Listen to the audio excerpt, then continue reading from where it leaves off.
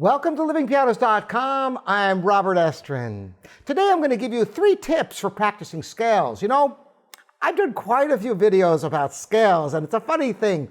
Truth be known, I spend the minimal amount of time practicing scales in order to achieve the desired results, which is to have clean finger work and to have mastered all the fingering of all major and minor scales and arpeggios.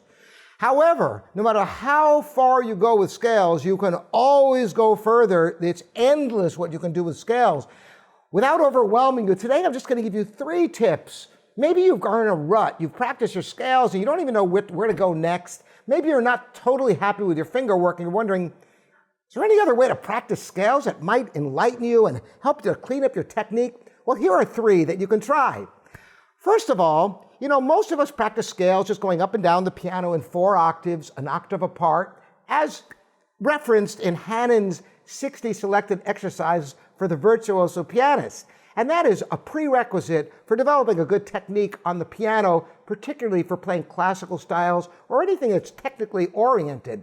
It's kind of like having a bag of tricks in your back pocket that's always there when you need it. Because how often do you have scales in music? Pretty much all the time, in one way or another. So what about practicing with different articulations or phrasings? Instead of playing all legato, you could play like with detached fingers like this.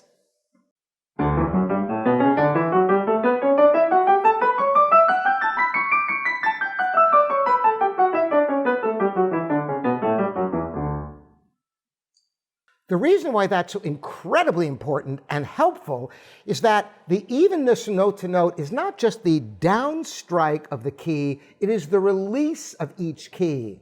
In other words, if you were to slow down a sloppy scale performance, you might hear that the notes are striking together, but some notes are just holding longer than others. And you'll hear something like this.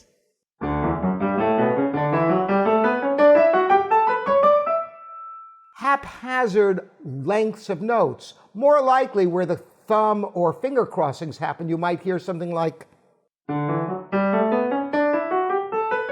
something of that nature.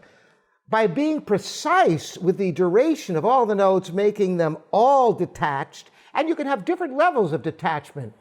What I did was kind of a staccato fingers, but the notes can actually have a little bit more length than that and still be detached, something like this.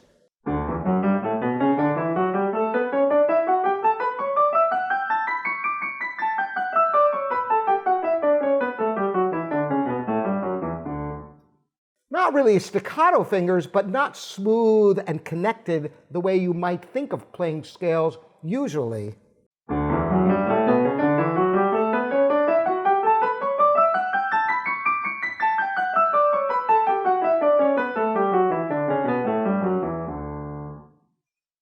In a recent video, I talked about how playing the hands 2 octaves apart when practicing scales can help you to hear things better. Well, here's another tip for you. Play one hand legato and one hand staccato from the fingers, and wow, can you really hear things. Here, I'll show you what I mean.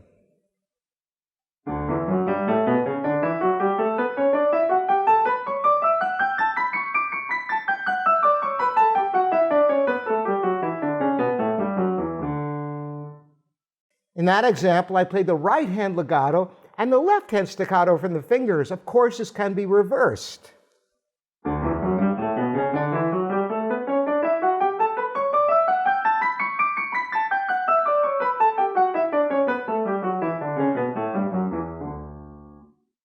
This is just the tip of the iceberg. 2-note slurs, 4-note slurs, you know.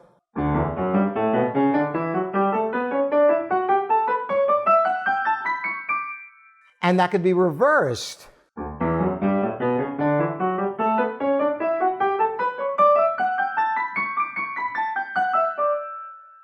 Or 4-note slurs.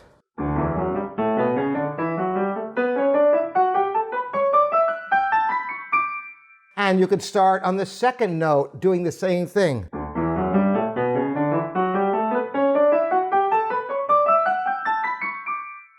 The whole idea is it helps you to identify where the hands play together. It solidifies your scales in a way that just playing them the same way over and over again is never going to really achieve for you. It could be a tremendous time saver. So what other ideas? That's just one of 3 tips I'll give you today. That's going to keep you busy for the next 6 months, right? The trick is, though, not to necessarily do every articulation in every scale. It's to do what solves problems. If you find you have an unevenness in an F major scale descending, focus in on that and start working on various techniques that solve that problem on that scale. And then you'll find that this technique will translate from one scale to other scales. What about different volumes? We're all used to playing scales, what, loud, soft, medium? What about playing scales at, very, very loud?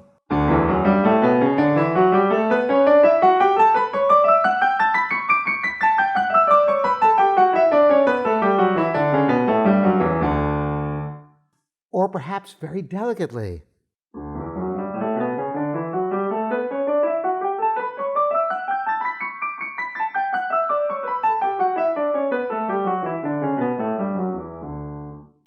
And once again, you can play one hand loud and one hand soft, but it doesn't just have to be that. You can make a crescendo up, a crescendo down.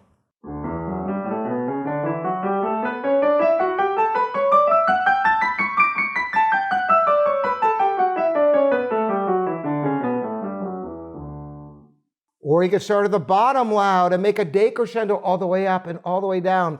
You see, the key is not to look at scales as an abstraction completely, but to put it into musical context. And after all, when you play music, you're not playing everything straight. So you can explore this with your scales and make them more interesting and more musical. Always strive for a beautiful sound at the piano. This is really important in your music anyway.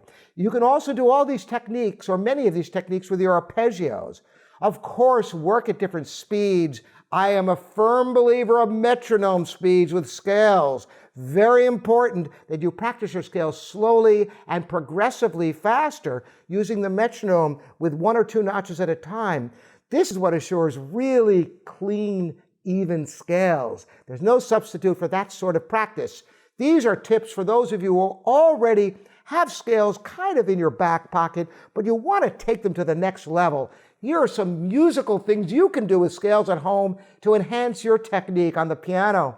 Boy, I hope this is helpful for you, and there's so many more ideas on scales. I could come up with 5 more tips or 10 more tips for you.